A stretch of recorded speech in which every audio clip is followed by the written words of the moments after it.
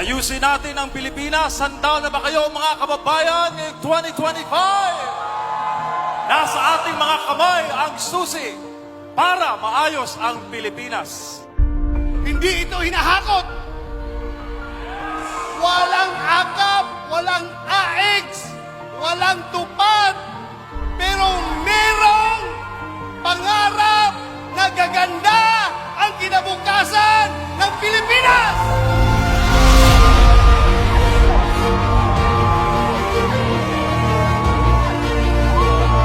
Gusto ko lang po, nabigyan po ang Pilipino ng karapatan pumili.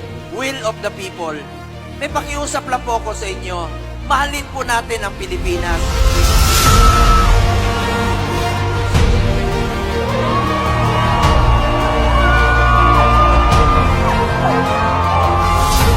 Reformahin po natin ang bayang Pilipinas.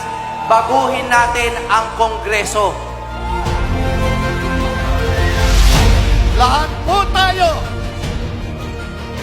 ay Pilipino. Ang Pilipino ay merong dangal. Ang Pilipino, hindi niya ipagpapalit ang kanyang dangal. Nakikita ko talaga yung damdamin ng puso ng Pilipino na gusto nila talaga, sir, straight PDP laban kami. Para mananalo kayo, hindi lang ikaw, ang buong team ng PDP. Sabi nila, di ba, ang PDP, mga inutusang bumili ng suka. Mas okay na yon kaysa naman inutusan ng rugby.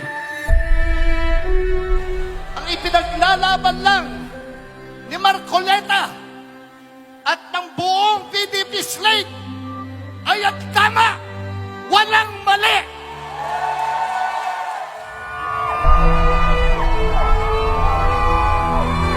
Ang kapanalunan po ng Duterte Senatorial Slate at ng mga Duterte PDP Senatorial Slate ay kapanalunan po ng bawat Pilipino. Sila po ay walang bahid ng droga. Because he wants to be the voice. Gusto niya maging boses ngayon sa lahat ng mga inaapakan ng administrasyon na ito.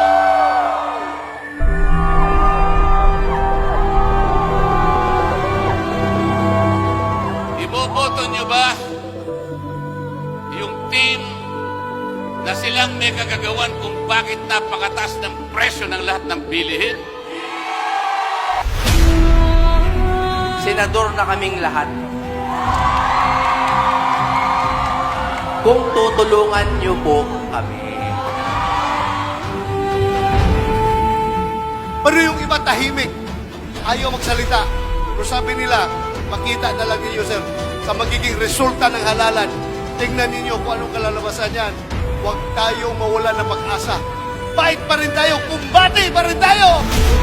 Ginagawa nilang magnanakaw o nagnakaw ang ating Vice Presidente. Ito naman ang sa akin, walang magnanakaw na Duterte.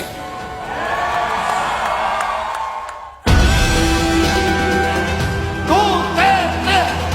Duterte!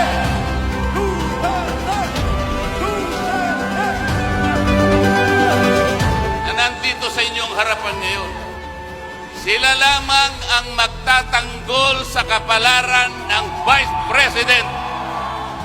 Kung meron tayong 8 na senador plus 1, hindi mai-impeach si Vice President. Kaya, I'm warning you, hold your breath, tighten your belt. Pagdating sa eleksyon, sasabihin ko sa iyo, magugulat na lang ang lahat.